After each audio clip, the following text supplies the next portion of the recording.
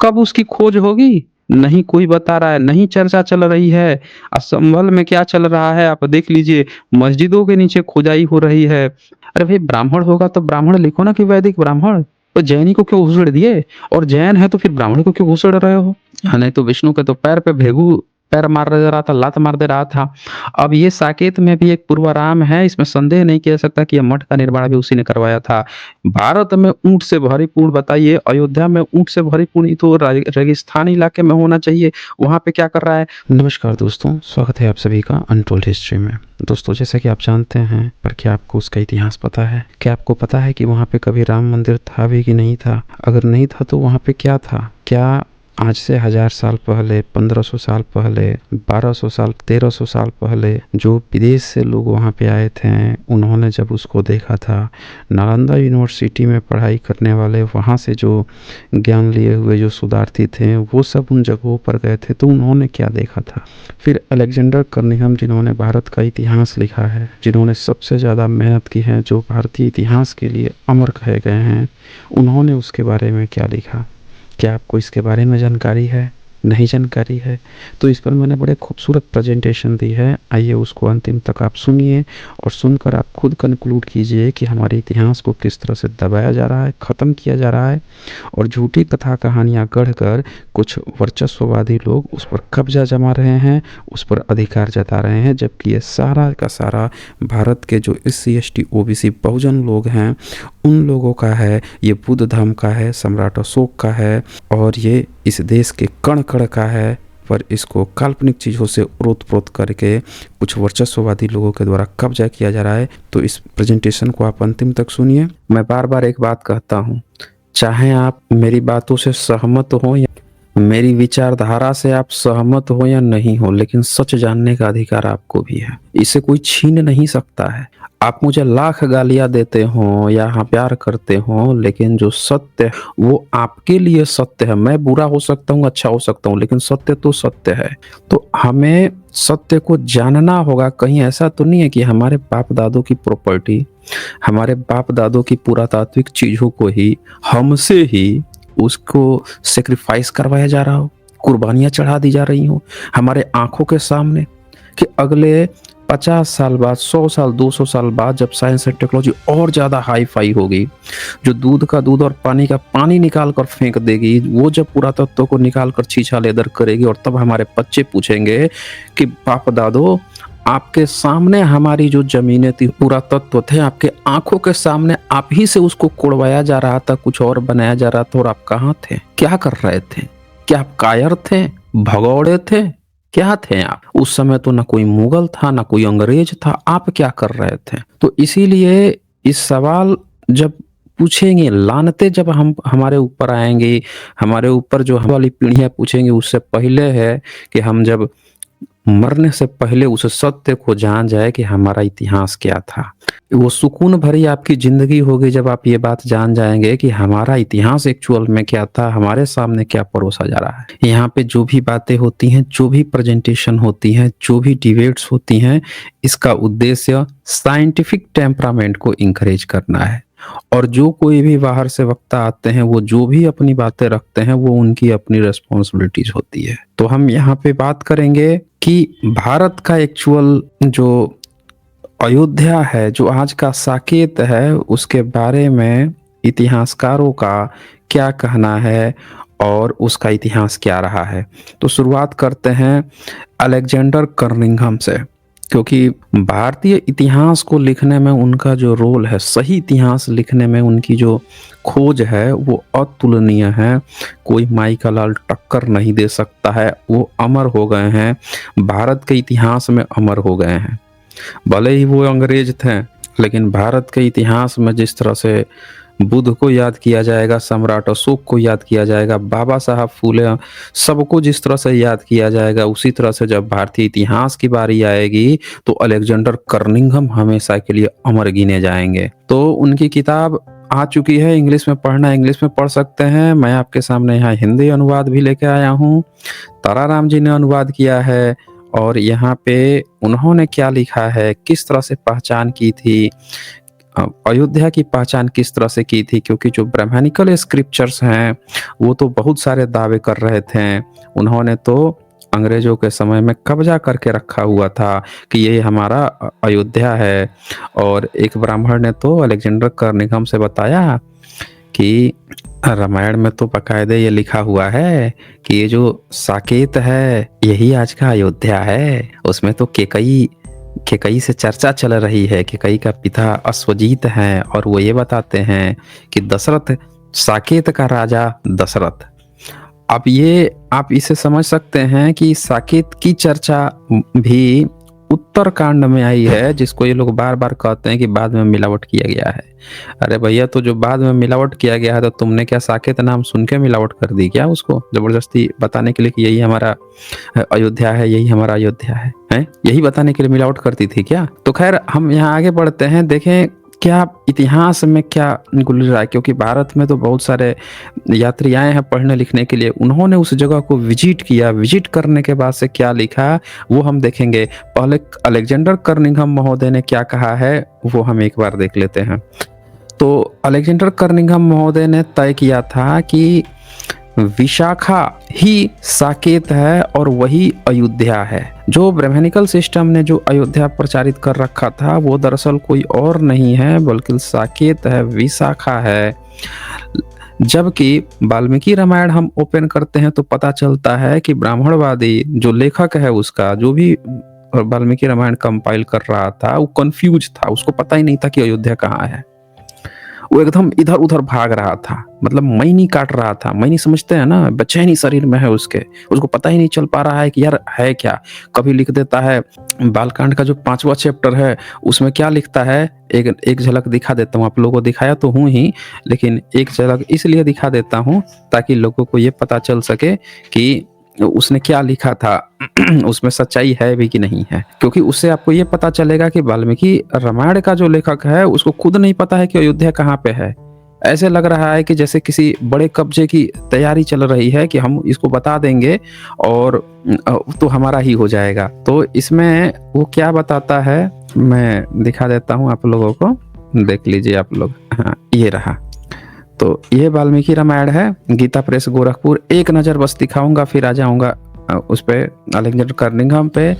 इसमें ये दिखाना बहुत ही जरूरी है।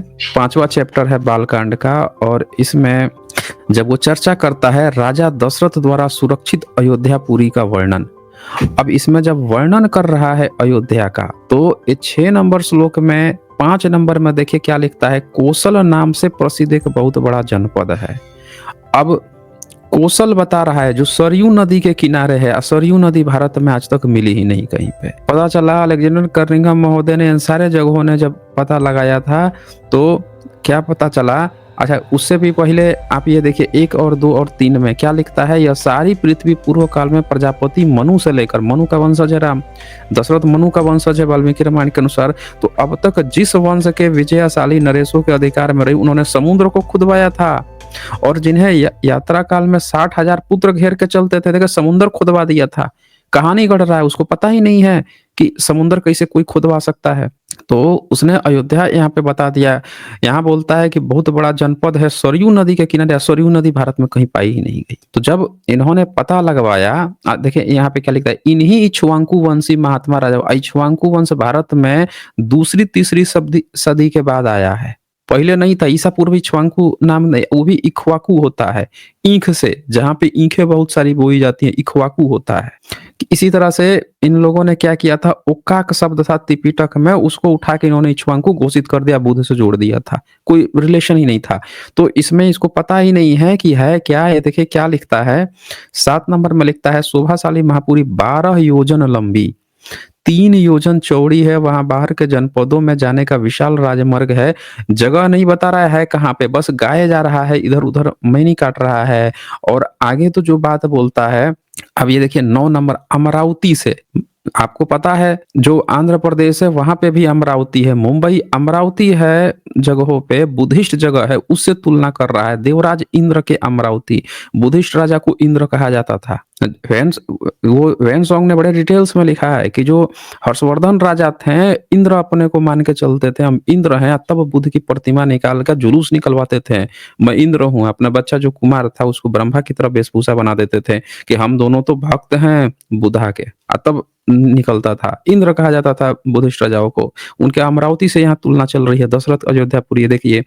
और तो और कह रहा है कि खूब शस्त्र शास्त्र थे, किवारे से भरपूर थी और शिल्पी निवास करते थे। ये ब्राह्मणिज्म में शिल्पियां नहीं है। 11 नंबर में यहाँ सैकड़ों शतघनिया तोपों से चर्चा कर देता है कि उनके महल पे, दशरथ के महल पे सैकड़ों शतघनिया थी, तोप लगा हुआ था। इससे ये पता चलता है कि मुस्लिम शासन काल में जो ब्राह्मण लिख रहा था वाल्मीकि रामायण को, उसे नहीं जानकारी थी कि अयोध्या कहाँ पे है। उसको नहीं जानकारी थी कि ये कहीं प्राचीन कोई जगह है। वो मुस्लिम शासन काल में ऐसा लग रहा है कि कोई कल्पना बुन रहा है कि हमारा यहाँ भी एक कोई जगह था जहाँ पे सैकड़ों ऊपर तोप लगे होते थे। जैसे कि वो सोचता था कि तोप जो सबसे बड़ा समृद्धि का प्रतीक है, ताकतवर होने का प्रतीक है, क्योंकि मुस्लिमों के पास था, मुगलों के पास था। तो उसी तरह से उसने तुलना कर दी कि सैकड़ों शतघनिया तोपों से पूरी व्याप्त थी, यानी कि उसको नहीं जानकारी थी, ऐसा कोई जगह नहीं मिला है, आप देख सकते हैं।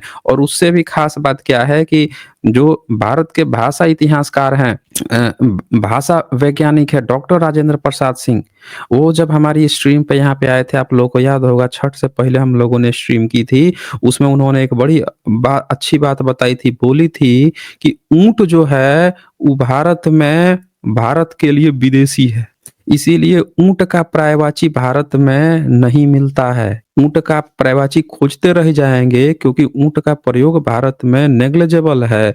जो भाषा में बाहरी शब्द होता है, जिसका प्रयोग ज्यादा नहीं होता है, उसका बहुत वो नहीं होता, सिनोनिम्स नहीं होता। यही कारण है कि कागज का सिनोनिम खोजिए ना, कागज अरबी फारसी शब्द है ना, नहीं मिलेगा आपको, ज्यादा बाहरी शब्द है। इसीलिए ऊंट यहाँ पे कहता है कि ये जो दशरथ हैं, इनके महल में ऊंट तथा गधे आदि उपयोगी पशुओं से भरी पूरी थी। और भारत के इतिहास में ऊंट जो है बहुत कम मिलता है, जबकि उन्होंने बताया कि अरब जो देश है वहां पे 200 से ज्यादा पर्यायवाची शब्द हैं ऊंट के, क्योंकि उन लोगों का सारा कारोबार ही ऊंट वाला है। वहां पे तो ऊंट ही साधन है, ऊंट ही उनका घोड़ा है, समझ रहे हैं ना। तो उनके लिए उनका अपना शब्द है ऊंट, इसीलिए उनके यहाँ बहुत सारे पर्यायवाची मिल जाते हैं।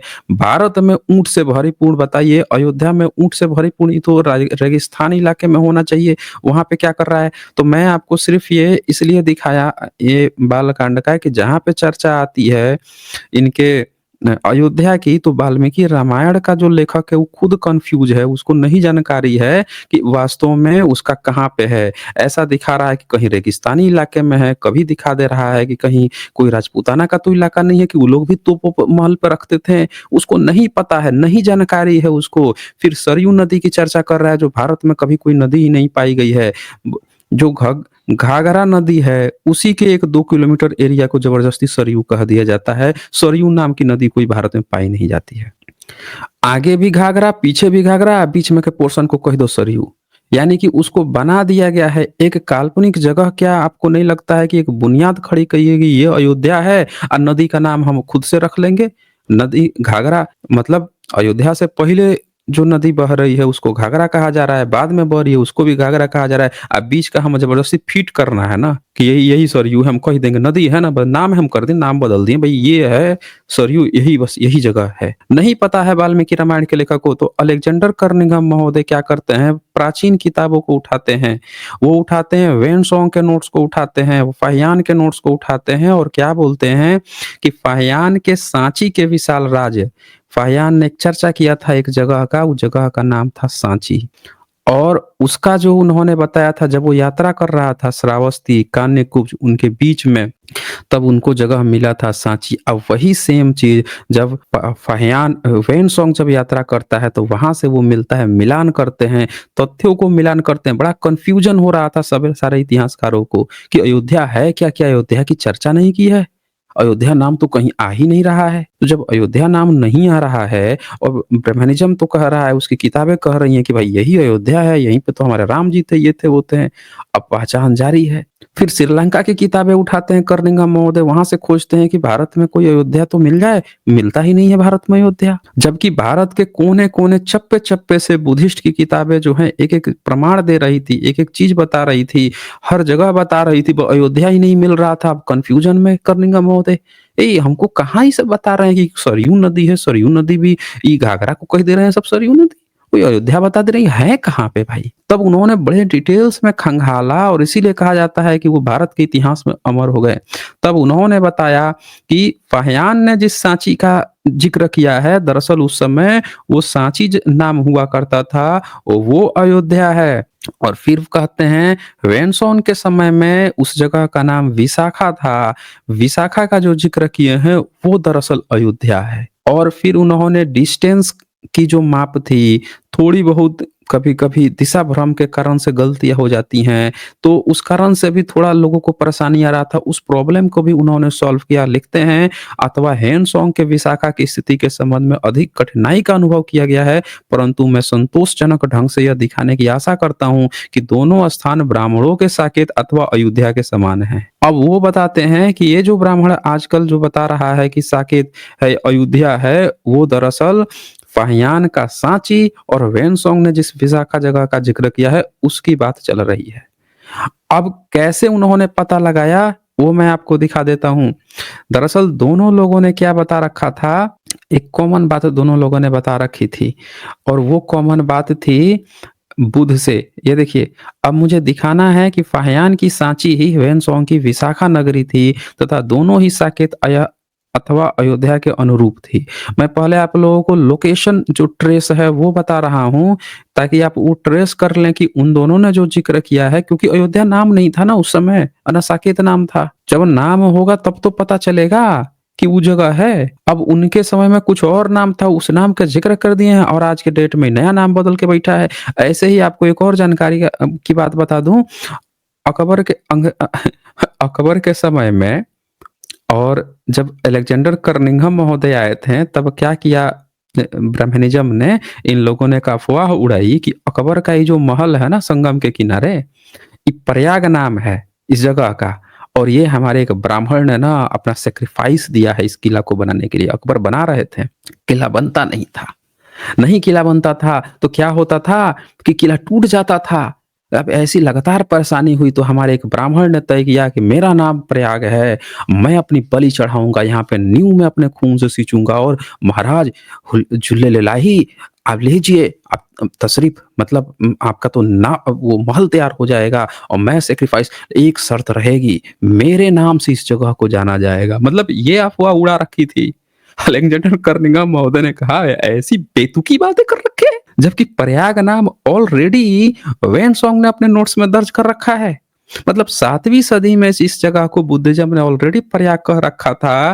वो अंग्रेजों के समय में आप देख लीजिए, उस जगह का नामो निशान खत्म करने के लिए इन लोगों ने एक प्रयाग नाम का ब्राह्मण था अकबर के समय में 16वीं सदी में क्रिएट करके फर्जीवाड़ा किया है। मतलब मैं आपको ये बता देता हूँ दोस्तों कि इन्होंने इतने फर्जीवाड़े किए हैं, इतनी झूठी बातें बोली है। एक होता है ना कि लोग हमसे कहते हैं कि आप जो है, आप इतिहास बताते रहते हो, आप ब्रह्मनिज़्म को आप वो करने लगते हो, क्रिटिसाइज़ कर देते हो। भैया इनके झूठ, इतने झूठ इन्होंने बोले हैं, इतने झूठ बोले हैं कि आप क्रिटिसाइज़ नहीं करोगे तो आप चुल्लू भर पानी में डूब मरोगे। अरे इन्होंने झूठ बोले हैं ना, सच बोला होता तो हमको दिक्कत थी। भई हम आप ये बताएँ कि जब कोई व्यक्ति, एक होता है ना कि सच बोलता है, वो अंधविश्वासी है, पाखंडी है, समझ रहे हैं ना? तो कहा जाता है कि हम उसका अंधविश्वास दूर कर देंगे, पाखंड है हम उससे बातचीत करेंगे। लेकिन एक जो है झूठ बोलता है, जानबूझ के नाटक कर रहा है सोने का, चीज़ों को तोड़-मरोड़ रहा है, तो उसको क्रिटिसाइज़ करना पड़ेगा दोस्तों। खैर हम उस पे करेंगे स्ट्रीम, तो बड़े डिटेल्स में बताएँगे कि इन लोगों ने क्या-क्या गेम खेल रखा है। फिलहाल हम यहाँ आगे टॉपिक पे रहते हैं। तो ये क्या बताते हैं यहाँ पे कि सांची, अब कर्निघम महोदय को अयोध्या ही नहीं मिल रहा है? अबे इसका ज़िक्र कैसे छूट गया? तो अब सांची के संबंध में फाहियान ने लिखा कि नगर के दक्षिणी द्वार को छोड़ने पर आपको सड़क के पूर्व में वह स्थान दिखाई देगा जहां बुद्ध ने बिच्छू के वृक्ष की एक शाखा काटकर भूमि में लगा दी थी। ध्यान से देखिए दोस्तों, वहां पे ये ठीक कहानी जो है जैनिज़्म ने भी कॉपी कॉपी है जैनिज़्म में। वो क्या बोलते हैं कि उनके साथ जिन चल रहे थे, जिन के साथ आजीवक चल रहा था, तो उन्होंने क्या किया कि दातुन कर रहे थे और झाड़ी में से फेंक दिया। फेंक दिया तो वो जाके एक पेड़ जम गया। अब वो जो वहाँ पे उनके साथ आजीवक चल रहा था, जो नंग-धड़ंग रहता था, हुँ? कुछ लोग आदि समाज बना रहे हैं। वो क्या किया कि उसको लगा उखाड़ने, तोड़ा-मरोड़ा, ये करे, वो करे, नहीं खत्म कर पाया। लेकिन असल में जानते हैं दोस्तों, कर्निघा महोदय लिखते हैं, वेन-सॉन्ग और फाहियान के नोट से पता चलता है कि ये कहानी भी बुद्धिस्ट की थी। इतना इतिहास में झमेला है ना दोस्तों, इतना घाल-मेल है ना, इतनी ओरिजिनल कहानियों को किसने-किसने कहाँ-कहाँ कॉपी किया है, क्या किया है, मैं बता देता हूँ, आप हैरान-चकित रह जाएँगे। ये किसका दोष है? ये सब हमारे जो यूनिवर्सिटी में प्रोफ़ेसर बैठे हैं, इतिहासकार जो बन के बैठे हैं, ये आपको सही इतिहास कभी नहीं बताते हैं सर। आपको कभी सही इतिहास नहीं बताते हैं। तो ये क्या बताते हैं यहाँ पे कि देखिए, ये खुद बताते हैं कि वो जो वृक्ष की शाखा थी, उसको काट कर लगा दी थी। दरअसल दातुन की बात चल रही थी, दातुन कर रहे थे, फेंक दिए थे। मैं दिखाऊँगा ओरिजिनल नोट्स खोल के। पहले कर्निघा महोदय क्या बोलते हैं, वो देख लीजिए। जहाँ 60 फुट ऊँचा होने के पश्चात इसके आकार में न वृद्धि हुई और न कमी हुई। 7 फुट तक ऊँचा रह गया था। अब यहाँ पे क्या होता है, अब विशाखा के संबंध में वेन-सॉन्ग ने ठीक इसी कथा का उल्लेख किया है। दोनों वेरीफाई हो गया, मैच कर लिए कि फाहियान ने कहा था कि इस सांची जगह पे ही उन्होंने दातुन करके फेंका था, यहाँ पे जमा था, और फिर इन्होंने देखा कि विशाखा जो जगह थी जिसका ज़िक्र कर रहे थे, वहाँ पे सॉरी, उस विशाखा जगह पे फाहियान ने वेन-सॉन्ग ने ज़िक्र किया इस सेम घटना की।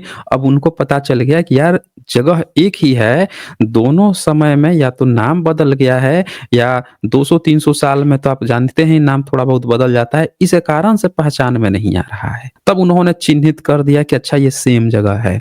अब कहते हैं कि वेन-सॉन्ग ने ठीक इसी कथा का उल्लेख किया। उसका कथन था कि राजधानी के दक्षिण में तथा सड़क की बाईं ओर अन्य धार्मिक वस्तुओं के 6 और 7 फुट ऊंचा एक विचित्र वृक्ष था, जो सदैव एक समान रहता था, न इसमें वृद्धि होती थी न कमी।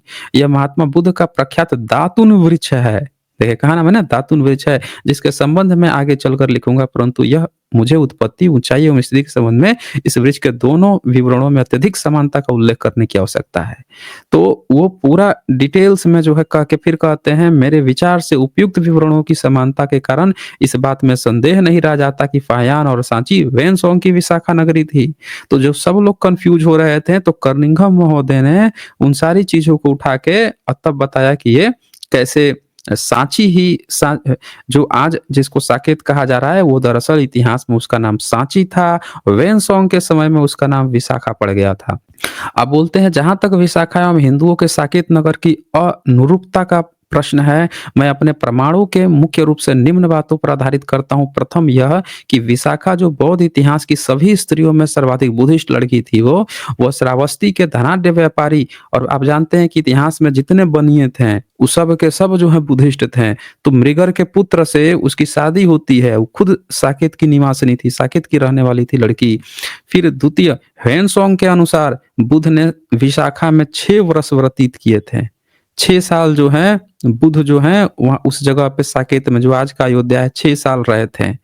अब हुआ क्या कि टर्नर महोदय थे, वो पाली का इतिहास लिख रहे थे, उसमें उन्होंने क्या बता दिया है कि 16 साल। अब फिर से कन्फ्यूजन कि 16 साल वहाँ पे कैसे रह गए। अब क्या होता है कि श्रीलंका की किताबें खंगाली उन्होंने, और वहाँ से खंगाली, तब उनको पता चला कि 6 साल वहाँ पे भी लिखा हुआ, उससे कन्फर्म हो गए। अब देखिए, लंका की पुस्तकों में कुलीन कुमारी विशाखा की कथा को विस्तार पूर्वक दिया गया है। देखिए, श्रीलंका में, जो आज का श्रीलंका है, उस समय सिलोन हुआ करता था, वहाँ पे बड़े डिटेल्स में इन घटनाओं की चर्चा थी। मतलब हम लोग आज जो ह्वेन-सॉन्ग, फाहियान, इन सब का खूब जिक्र करते हैं, इत-सिंह का, मेगास्थनीज का, अभी श्रीलंका की किताबें उठानी बाकी हैं दोस्तों। उन लोगों ने भी बहुत डिटेल्स में लिखा हुआ है, और उससे और भी ज़्यादा आपको लेके आएँगे। देखिए क्या कहते हैं कि वहाँ के विस्तार पूर्वक दिया गया था। हार्डी के अनुसार उसने श्रावस्ती में पूर्वाराम का निर्माण कराया था। अब पूर्वाराम क्या होता है? जो बुद्धिस्ट महाविहार होते हैं। राम शब्द आ रहा है ना यहाँ पे, संघाराम, पूर्वाराम बुद्धिस्ट शब्द हैं। इसीलिए यही कारण है कि ये जो फ़िल्में बनती थी, फ़िल्में जो बनाते थे, उसमें जो माली होता था, जो खाना बनाता था, उसको ये क्या कहते थे? रामू काका, सामू काका, रामकृष्ण। समझ रहे हैं? राम जो शब्द है बुद्धिज़्म का है, इन्होंने लोअर दृष्टि से देखा। ये तो कहिए इस समय वोट बैंक डेमोक्रेसी आ गया है, तो जिससे उसको भी अब भगवान का दर्जा देना पड़ रहा है, बनाना पड़ रहा है। हुँ? नहीं तो विष्णु के तो पैर पे पैर मार दे रहा था, लात मार दे रहा था। अब ये साकेत में भी एक पूर्वाराम है, इसमें संदेह नहीं किया जा सकता कि ये मठ का निर्माण भी उसी ने करवाया था।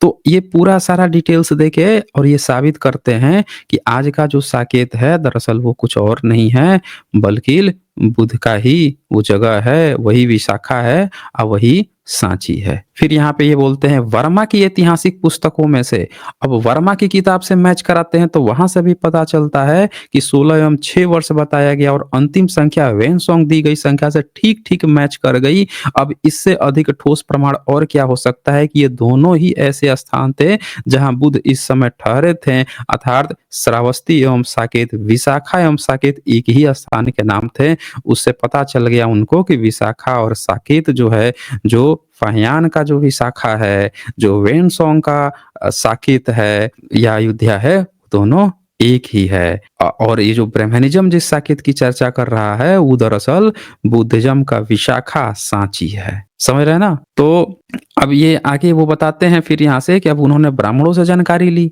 तो कि भाई आपका साकेत कहाँ पे है? कोई सबूत वूत है आपका? अयोध्या जिसको बोल रहे हो वो कौन सा है? साकेत तो बुद्धिज्म में मिल रहा है, आपका क्या है भाई? तो एक ब्राह्मण, अच्छा बाकी के कुछ और इतिहासकार थे जैसे डी कोरोस थे, ये सब बाय डिफॉल्ट बोलते थे साकेतना अथवा अयोध्या। एच विल्सन भी जो है वो क्या बोलते थे, साकेत का मतलब अयोध्या नगरी। सब लोग लिख रहे थे लेकिन सबूत कोई नहीं दे रहा था। कैसे भाई? साकेत शब्द बुद्धिज्म में आता है, अयोध्या शब्द अब ब्राह्मण आज का कह रहा है, तो वही जगह हुआ है कैसे? तो ये खोज किसने निकाली थी? ये अलेक्जेंडर कर्निघन महोदय ने। अब एक ब्राह्मण से उन्होंने पूछा तो उसने एक उनको श्लोक बताया कि देखिए केकई के पिता स्वजीत ने साकेत नगर में दशरथ की पुत्री का ये कहा था। उससे ये पता चलता है कि ये हमारे किताब में जिक्र है कि हमने साकेत को ही अयोध्या कह रखा है। तो उन्होंने कहा अच्छा। इसके बाद से अब आगे वो उसका जिक्र करते हैं कि मिलान जिक्र करते हैं, क्योंकि उनके समय में वहाँ पे क्या हुआ था कि मुस्लिमों का कब्जा था, फैजाबाद जगह बस गई थी, वहाँ पे मस्जिद बन गए थे, वहाँ पे तरह-तरह की चीज़ें बन गई थी। अब वहाँ पे घाघरा नदी थी, सरयू नदी नहीं मिल रहा था, तो उन्होंने आईने अकबरी किताब उठाई। मतलब अलेक्जेंडर कर्निघन महोदय को हल्के में मत लीजिए, सारे मुस्लिमों के अकाउंट्स, सारे ब्राह्मणिज्म अकाउंट्स, जैन, बुद्धिज्म, हर एक अकाउंट्स, बर्मा, श्रीलंका, मतलब हर एक जितने अकाउंट्स सबका मिलान करके ऐसे अलेक्जेंडर कर्निघन वो नहीं बन गए हैं, महान नहीं बन गए हैं। समझ रहे ना? सारा अकाउंट्स चेक कर कुर के तब ये आगे ये पूरा डिटेल्स देते हैं। कहते हैं यहाँ अन्य प्राचीन नगरों के स्थानों के प्रतिकूल खंडित मूर्तियां एवं कलापूर्ण स्तंभों से ढके उन्नत टीले नहीं हैं, परंतु यहाँ केवल कूड़े के निचले आसमान के ढेर दिखाई देते हैं। कूड़ा जगह बना दिए थे सब वहां पे। और देखिए जिनसे सभी ईंटें पड़ोसी फैजाबाद नगर के भवनों के लिए ले जाई गई हैं। अब ये ध्यान दीजिएगा, जो हमारी पिछली 2-3 स्ट्रीम देख रहा होगा, हमने बताया था कैसे केसरिया स्तूप हो या फिर सारनाथ के जो स्तूप हो, कैसे ईंटें उखाड़-उखाड़ के ले गई और ले जाकर ये लोग अपने घर भवन बनाते थे। ठीक वही काम वहाँ पे भी चल रहा था। सारा ईंट उखाड़-उखाड़ के ले जाके फैजाबाद वहाँ पे भवन बनाए जा रहे थे। यह मुस्लिम नगर से 2.5 मील लंबा एवं 1 मील चौड़ा है। वहाँ के अयोध्या के खंडहरों से निकाली गई सामग्री से बना हुआ है। आप देख सकते हैं तो सारा वहाँ वहीं से सारा निकाल के ये सब बना रहे थे। तो ये पूरा डिटेल्स करते हैं। फिर ये बताते हैं कि फैजाबाद में किसी महत्व का एकमात्र भवन वृद्ध भाऊ बेगम का मकबरा है, बाकी उसका कोई पूछ नहीं था उस जगह का। और फैजाबाद अवध के प्रथम नवाब की राजधानी थी, परंतु 1775 कॉमन एरा में ईस्वी में आसफुद्दौला ने इसे त्याग दिया था। यानी कि जो आज लखनऊ राजधानी जो बनी है यूपी की, एक समय था 1775 से पहले वो अवध जो आप समझिए कि फैजाबाद जो है वो भी राजधानी रहा करता था। ये एक जानकारी की बात। तो ये पूरा डिटेल्स में इन्होंने निकाला। अब आप यहाँ पे देख लीजिए, जब श्रावस्ती का जिक्र करते हैं तो बताते हैं कि सरयू अथवा घाघरा नदी, ध्यान से देख लीजिए, सरयू नदी जो ये प्रचारित कर रखे थे दरअसल घाघरा नदी ही था, उसी के कुछ दूर को ही सरयू जबरदस्ती करके कैप्चर। तो ये हमने आपको दिखाया अलेक्जेंडर कर्निघन महोदय का। अब सवाल ये है, अब आते हैं फाहियान पे और वेनसोंग पे, वो लोग क्या बताते हैं अच्छे से जान जाइए। फाहियान, फाहियान ने सांची का जब जिक्र किया, यानी जो अयोध्या है उसका जो जिक्र किया, वो देख लीजिए, सांखे व सांचे। क्या लिखते हैं? यहाँ से दक्षिण पश्चिम दिशा में 10 योजन चलकर सांचे नामक महाजनपद में पहुंचे। सांचे नगर के दक्षिण द्वार में पूर्व की ओर, देखिए नीचे 3 नंबर पे, यह साकेत है, यही साकेत जगह है। अयोध्या का पुराना नाम साकेत है, अयोध्या का पुराना नाम साकेत है। मुमकिन है कि सांचे नगर में भगवान बुद्ध ने दंतावधन करके काष्ठ को भूमि पर फेंक दिया था, यह न बढ़ता था न ही घटता था। यही सेम कहानी जो है किसने उठा ली थी? तो महावीर और आजीवक के नाम पे इन लोगों ने ले रखी है जैनिज्म में, जबकि इतिहास बता रहा है कि बुद्धिज्म की ये कहानी थी। अब ये यहाँ पे देखिए क्या लिखते हैं, जैनियों और ब्राह्मणों ने, जगमोहन वर्मा जो हैं, जैसे बमण और समन कर देते हैं लोग, जो कि बमण समन होता है यानी विद्वान समन होता है, उसी तरह से यहाँ पे जैनियों और ब्राह्मण का मतलब, यहाँ जैनी और ब्राह्मण नहीं है, यहाँ पे इसका मतलब है विद्वान जैनी, या जैनियों में जो उनके जो स्कॉलर थे उनकी यहाँ पे चर्चा चल रही है। क्या लिखता है, जैनियों और ब्राह्मणों ने। भैया जैनियों और ब्राह्मणों क्यों होगा भाई? हैं? जब समण की चर्चा करते हो वहां भी ब्राह्मणों और समणों ने लिख देते हो, जैनियों और ब्राह्मणों ने लिख रहे हो। ये एक घालमेल है दोस्तों। असल बात क्या थी कि ईस्या की ओर उसे काट कूट कर फेंक दिया था, वह फिर वहीं पूर्वत उग गया। यहाँ पे दिखाया गया है कि जब आप नोट्स पढ़ते हैं वेनसोंग का, फाहियान का, तो वहां ये पता चलता है कि जो जैनिज्म था वही दरअसल विरोधी लोग थे बुद्धिज्म के, और उनके कोई ब्रह्मनिज्म नाम का कोई उस समय चिड़िया तक का भी कोई नाम नहीं था, कोई ब्रह्मनिज्म, वैदिक, उपनिषद इस तरह का कुछ हो। यहाँ पे सीधे सीधे आप देख लीजिए फाहियान के नोट्स में क्या जिक्र आता है कि जैनी ब्राह्मणों ने, और बीच में लिख देते हैं च शब्द आएगा तब और होगा, नहीं होता है। जैसे बमण समण को ब्राह्मण और समण ये लोग लिख देते हैं, इसी तरह से जैनी ब्राह्मण लिखने की जगह पे इनको क्या लिख दिया इन्होंने कि जैनियों, और बीच में और जबरदस्ती घुसाड़ दिया। अरे भाई ब्राह्मण होगा तो ब्राह्मण लिखो ना कि वैदिक ब्राह्मण, तो जैनी को क्यों घुसड़ दिए? और जैन है तो फिर ब्राह्मण को क्यों घुसड़ रहे हो? ब्राह्मण ब्राह्मण तो ऑलरेडी बुद्धिस्ट है। तो ये इनके अनुवाद पे आप ठीक से देखिए, यहाँ इसका मतलब हुआ जैनी ब्राह्मणों ने, यानी जैनी जो स्कॉलर्स होंगे, जो भी होंगे, उसकी बात चल रही है, ने ईर्ष्या की। और यही कहानी ठीक जैन वाले क्या लिखते हैं कि हमारे महावीर थे, आजीवक उनसे बहुत जलता था, उन्होंने जब फेंक दिया तो वो उठा लिया। जबकि असल ये कहानी कहाँ से है? तो आप 399 ईस्वी में फाहियान ऑलरेडी बता चुका है, यानी कि ये 399 ईस्वी में ही बुद्धिज्म का ही ये कहानी था। उस समय तक जैन का कोई हमें तो सबूत नहीं मिलता, मतलब इस कहानी का उनमें। तो अब ये फेंक दिया, वो ना बढ़ता था ना घटता था। जैनियों ने, अब फिर देखा आगे क्या लिखा है, जैनी ब्राह्मणों ने ईर्ष्या की और उसे काट कूट कर फेंक दिया, वह फिर पूर्वत उग गया। वहां चारों बुद्धों, प्रत्येक बुद्धों के चक्रमण स्थल और बैठने के स्थान पर स्तूप अब तक बने हुए हैं। मतलब 399 ईस्वी, 400 ईस्वी के करीब में, चौथी 5वीं सदी में फाहियान बोलते हैं कि वहां पे बुद्धा के बने हुए थे चार, प्रत्येक बुद्धा कहते हैं 4 बुद्ध होते हैं चारों दिशाओं में, वो बना हुआ था। उन्होंने अपनी आंखों से देखा था चौथी 5वीं सदी में, और वहां पे, और वो बुद्ध से रिलेटेड जगह था, यानी अयोध्या जो जगह है बुद्ध से रिलेटेड था। यहाँ पे क्या चर्चा आई? 2 चीजें चर्चा आई दोस्तों। फाहियान ने क्या बताया कि वहां पे जैन लोग जो हैं, जो विरोधी लोग हैं, वो लोग थे, और किसके विरोधी थे? तो बुद्धिज्म के विरोधी में थे।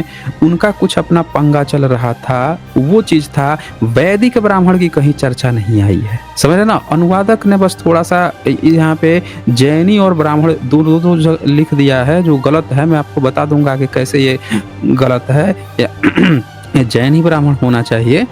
तो अब आते हैं हम कि फाहियान क्या लिखते हैं इस बारे में। फिर देखिए अब श्रावस्ती शुरू हो गया। पूरा एक पैटर्न था ना, पहले आपको वहां जाना है कान्यकुब्ज, वहां से फिर आपको जाना था सांची, अयोध्या जाना था, और फिर आपको, अच्छा साउंड दोस्तों क्रिस्टल क्लियर आ रहा है ना? एक बार साउंड आप लोग बता दीजिए, साउंड आ रही है? तो चले हम अब ये वेनसोंग पे हम आते हैं कि वेनसोंग क्या चर्चा करते हैं 7वीं सदी में। चौथी सदी में हमने आपको दिखा दिया। 7वीं सदी में अब ठाकुर प्रसाद शर्मा अनुवादक हैं, ये क्या बोलते हैं, ये जरा देखिए विशाखा के बारे में, ठीक है? ये कान्यकुब्ज जाते हैं, वहाँ से अब विशाखा पहुँचते हैं।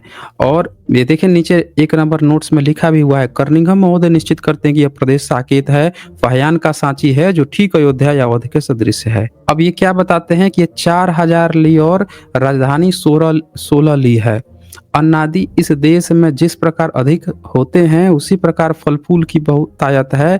प्रकृति कोमल और उत्तम है, मनुष्य शुद्ध और धर्मवान है। ये लोग विद्याभ्यास करने के परिश्रमी और धार्मिक कामों के संपादन करने के बिना विलंब सहयोग देने वाले हैं।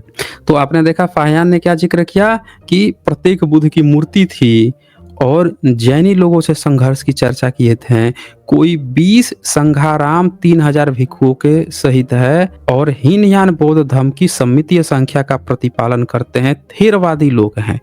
और कोई 50 देव मंदिर है, यानी कि यहाँ पे जो बात चल रही है ये हीनयान यानी कि थेरवादी की बुद्धिज्म की बात चली है, थेरवाद था वहाँ पे। देव मंदिर कौन बनाता था? तो ये महायानी बनाते थे। और अगणित विरोधी उनके उन उपासक हैं। अगणित विरोधी, अब ये विरोधी कौन है? ये बेसिकली जैनिज्म की बात चल रही है, कोई वैदिक ब्राह्मण की बात नहीं चल रही है। अब कोई ये कहेगा कि भैया ये आप कैसे कहती हैं कि अगणित विरोधी जो है जैन लोग होंगे? क्या सिर्फ यही आधार दे देना कि इनसे पहले फाहियान ने जिक्र किया था कि जैनिज्म वाले जो हैं बुद्ध के दांत उनको उखाड़ उखाड़ के काट कूट के ईर्ष्या के कारण फेंक रहे थे, इस कारण से आपने कह दिया क्या? नहीं दोस्तों, उस कारण से नहीं कहा। हम आपको दिखाएंगे, सबूत दिखाएंगे हम आपको कि हमने क्यों कहा। बस आप वेट करते जाइए, आगे देखते जाइए, हम आपको सबूत दिखाते हैं।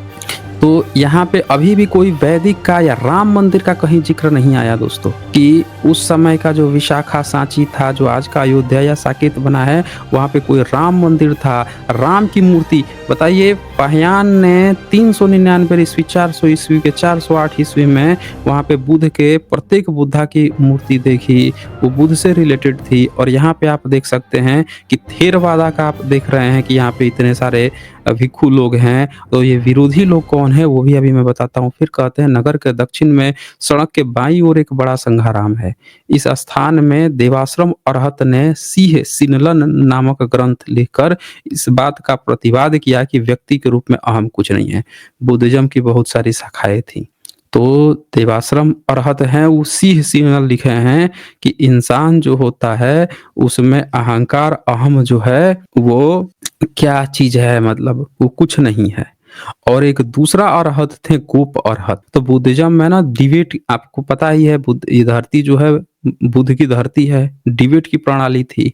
तो एक दूसरे अरहत हुए गोप अरहत। तो गोप अरहत क्या बोलते हैं? अब गोप मतलब लोग ग्वाला भी समझते हैं। तो जो गोप अरहत हैं उन्होंने क्या एक दूसरी किताब लिखी, लिखते हैं सिंह क्यू यू सी हलन। और उन्होंने ये बताया कि देखो अहम अहंकार जो होता है, अहम, अब अहम मतलब अहंकार ही मतलब ये क्या है वो देख लीजिएगा। वो व्यक्ति वही सब चीज है आपके अंदर, आपका जो अस्तित्व है जो अहम है। तो ये बुद्धिज्म में हमेशा ना डिबेट चलती थी। दोनों अरहत लोग थे, बुद्धिज्म के अरहत लोग थे। फिर इन सिद्धांतों ने अनेक विवादग्रस्त विषयों को खड़ा कर दिया। धर्मपाल बोधिसत्व ने यहाँ पर 7 दिनों में थेरवादा जो हीनयान लिखा है इन्होंने, थेरवाद पंथ के 10 विद्वानों को परास्त किया था। अब देखें धर्मपाल बोधिसत्व कौन है? जो महायानी बुद्धिज्म था। मैंने क्या कहा, आपस में ये लोग एक दूसरे में टकराहट करते थे, डिबेट करते थे। महायान शाखा से धर्मपाल थे, वो क्या करते हैं, थेरवादी 10 विद्वानों को परास्त कर दिए थे, 7 दिन तक डिबेट किए थे। तो कभी भी आप ये मत सोचिएगा कि जो सॉरी, कभी ये मत सोचिएगा यहाँ पे कि कोई और धर्म था। भाई धर्मपाल बोधिसत्व हैं तो हीनयान पंथ के विद्वानों को परास्त कर रहे हैं, तो ये डिबेट किसके बीच में चल रही है? वैदिक ब्राह्मण के बीच में चल रही है। बताइए, अरे बुद्धिज्म में आपस के लोगों के बीच में डिबेट चलती थी, कोई ब्राह्मणिज्म का अस्तित्व नहीं था दोस्तों यहाँ पे। और साकेत नगरी में कोई नहीं था। अब वहां पे जो लिखा हुआ था ना अनगिनत विरोधी, अभी मैं दिखाऊंगा वो अनगिनत विरोधी कौन थे। अभी संघाराम के निकट एक स्तूप 200 फीट ऊंचा सम्राट अशोक का बनवाया हुआ है। अब देखिए सम्राट अशोक जो हैं उस समय अयोध्या में अपना जो स्तूप बनवाए हुए थे, 84,000 स्तूप, वो तब तक जिंदा था वेन सोंग के समय तक। मैं पूछता हूं कि आज वहां पे राम मंदिर बन रहा है, भैया आप हमें बता देंगे कि सम्राट अशोक का स्तूप जो वैनसोंग ने देखा था 200 फीट ऊंचा, वो कहाँ है भैया, कहाँ है वो स्तूप, कहाँ है 200 फीट ऊंचा। 200 फीट आप समझते हैं इंसान 6 फुट का होता है भाई, 6 फुट का होता है। 100 फुट ऊंचा मूर्ति बन जा रही है, 108 फीट ऊंचा मूर्ति बन जा रही है, बवाला हो जा रहा है। और सम्राट अशोक जो है 200 फीट ऊंचा बनवाए थे स्तूप, जिस अयोध्या में बनवाए थे, वो कहाँ है भैया। कब उसको आप सौंपेंगे बुद्धिज्म को, कब उसकी खोज होगी, नहीं कोई बता रहा है, नहीं चर्चा चल रही है।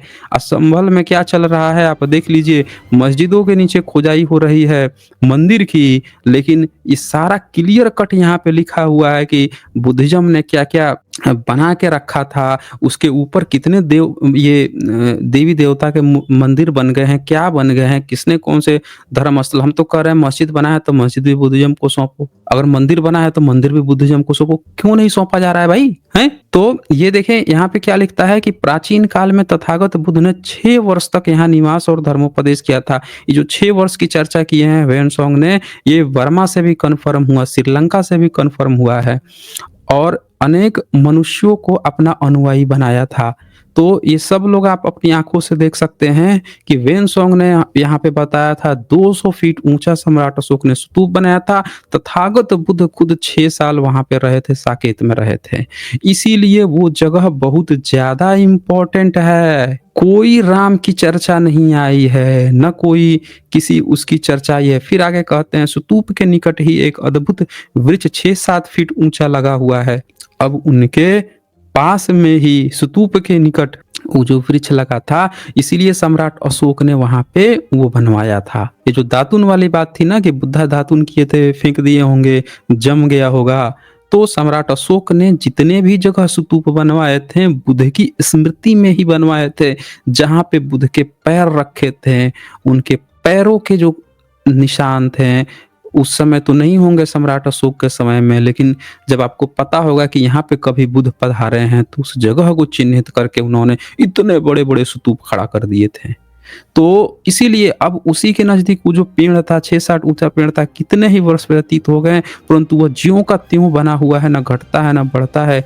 किसी समय में तथागत बुद्ध ने अपने दांतों को स्वच्छ करके दातून को फेंक दिया था, यह दातून जम गई और उसमें बहुत से पत्ते निकल आए, यही वह वृक्ष है। अब संपादकीय अपनी बात लिखते हैं कि उनकी मान्यता है कि अयोध्या यही स्थान है, क्योंकि वैनसोंग यहाँ से श्रावस्ती गए थे और ठीक यही पैटर्न फाहियान ने अपनाया था। कानेकुब्ज गया, वहां से सांची गया, सांची से फिर श्रावस्ती गया था, बीच में पड़ा था अयोध्या, जो अयोध्या के ही निकट है। ब्राह्मणों और विरोधियों ने अनेक बार दावा करके, आप देखें फिर से यहाँ पे आ गया ना, ब्राह्मणों और विरोधियों ने। अभी जब आप फाहियान का नोट्स पढ़ रहे थे तो क्या लिखा था, जैनियों और ब्राह्मणों ने सॉरी, अब ये विरोधी कौन हुआ बताइए तो। जब फाहियान ने ये बात सेम बात लिखी थी कि जैनियों और ब्राह्मणों ने उस वृक्ष को काट डाला, लेकिन फिर से वो पल्लवित तो हो गया था, तो यहाँ पे फिर वैनसोंग ने भी सेम यही घटना बोली कि ब्राह्मणों और विरोधी। अब ब्राह्मण विरोधी नहीं है, अनुवादक के बीच में और घुसा दे रहा है। यहाँ पे होगा ब्राह्मण जैनियों ने, और वहां पे भी जैनी ब्राह्मण होगा, समझ रहे ना। अभी जस्ट पहले जब मैं फाहियान का दिखा रहा था, वहां आप देख लीजिए, यहाँ पे देख लीजिए, मैं ही खुद एक बार पीछे करके दिखा देता हूँ कि फाहियान ने सेम यही बात लिखी है। और ये देखिए यहाँ पे, जैनियों और ब्राह्मणों ने ईर्ष्या की और उसे काट काट कर दूर फेंक दिया था, काट कूट कर। ये देखिए जैनियों और ब्राह्मणों लिखा है ना, यहाँ क्या होगा, जैनी ब्राह्मण। उसी तरह से जब फाहियान ने ये सेम बात लिखी है विरोधियों ने, तो इन्होंने क्या किया है कि विरोधी लिख दिया है, जैन शब्द हटा दिया है, विरोधी लिख दिया है, शर्मा है ना। तो इन्होंने क्या किया है यहाँ पे, ब्राह्मणों और विरोधियों ने, क्या होगा यहाँ पे, जैनी ब्राह्मणों ने अनेक बार दावा करके इस वृक्ष को काट डाला, परंतु वह फिर से पहले के समान पल्लवित हो गया। और इस स्थान के निकट ही चारों प्रतीक बुद्धों के आने जाने के चिन्ह पाए जाते हैं, तथा नख और बालों सहित एक स्तूप भी है। पुनित स्थान यहाँ पर एक के बाद एक बहुत फैलते चले गए हैं, तथा जंगल और झीलें भी बहुतायत में हैं। अब ये आप यहाँ पे ध्यान से देखिए दोस्तों, इन्होंने भी चारों प्रत्येक बुद्ध की चर्चा की, वहां पे स्तूप की चर्चा की कि बुद्ध के नख और बाल के भी वहां स्तूप बने हुए हैं। और यही चर्चा ठीक किसने की, फाहियान ने की थी। 4वीं सदी में, 7वीं सदी में वैनसोंग इस बात की चर्चा करते हैं। कहीं भी कोई, अब ये जो यहाँ पे सवाल आया ना कि ब्राह्मणों और विरोधी, यानी जैनी ब्राह्मणों की जो बात थी, तो ये जो विरोधी शब्द है ना, ये कन्फर्म हो गया कि जैन लोगों की बात चल रही है, तीर्थकों की बात चल रही है और यही लोग यहाँ पे जो अभी शुरू में जब मैं बोला था, कि यहाँ लिखा था कि कोई 50 देव मंदिर है, यानी जो महायान शाखा थे उसकी मंदिर की बात चल रही है और अगणित अगणित विरोधी, अब ये अगणित विरोधी उनके उपासक है, ये जो विरोधी है ये कौन विरोधी था? ये विरोधी ही तीर्थकों की बात चल रही थी यहाँ पे। ये तीर्थक लोग थे, स्वतः जो विचारक थे, यहाँ पे विरोधी लिखा और नीचे भी विरोधी लिखा है। ये नहीं लिखा है कि कोई वैदिक ब्राह्मण थे, ये नहीं लिखा है कि कोई राम के मानने वाले थे, कोई कृष्ण के मानने वाले थे। समझ रहे हैं ना? ये दरअसल यहाँ पे आया हुआ है। तो अब मैंने आपको पूरा जो है 3 लोगों का नोट्स खोल के यहाँ पे दिखा दिया। आप लोग अपनी आँखों से देख लिए। अब आप हमको एक बात एकदम क्लियर कट बता दीजिए कि क्या अयोध्या में राम का ज़िक्र कहीं पे आया? कहीं पे भी? ये राम का पूरा खेल कब खेला गया है? अंग्रेजों के कालखंड में जो लाटर मुगल पीरियड है उस समय में जगह को कब्जा करने के लिए ये सब जगह की कब्जा की बात आई है दोस्तों। इतिहास में आप देख लीजिए इन जगहों पर जब ये लोग घूम रहे थे, बुद्धिस्ट लोग गए थे, इसीलिए वेनसोंग के समय, फाहियान के समय, इत्सिंग के समय पूरे भारत में कोई राम को नहीं जानता था, न कृष्ण को जानता था। समझ रहे ना?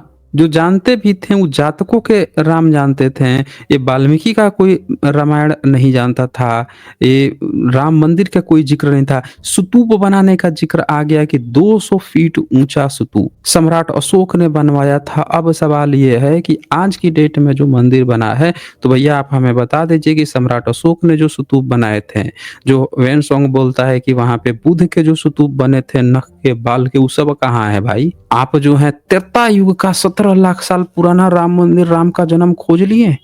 इसीलिए मैं ओपन डिबेट इनविटेशन देता हूँ, कोई भी माई का लाल जो है आ जाए यहाँ ज्वाइन कर ले, ज्वाइन करके साबित कर दे कि राम जन्म जो है वो अयोध्या में हुआ था। बहुत बहुत शुक्रिया इस प्रेजेंटेशन को अंतिम तक सुनने के लिए। दोस्तों इस वीडियो को ज़्यादा से ज़्यादा शेयर कर दीजिए ताकि सभी लोगों तक ये सच्चाई पहुँच सके। जल्दी मिलते हैं एक नए वीडियो के साथ। बहुत बहुत धन्यवाद।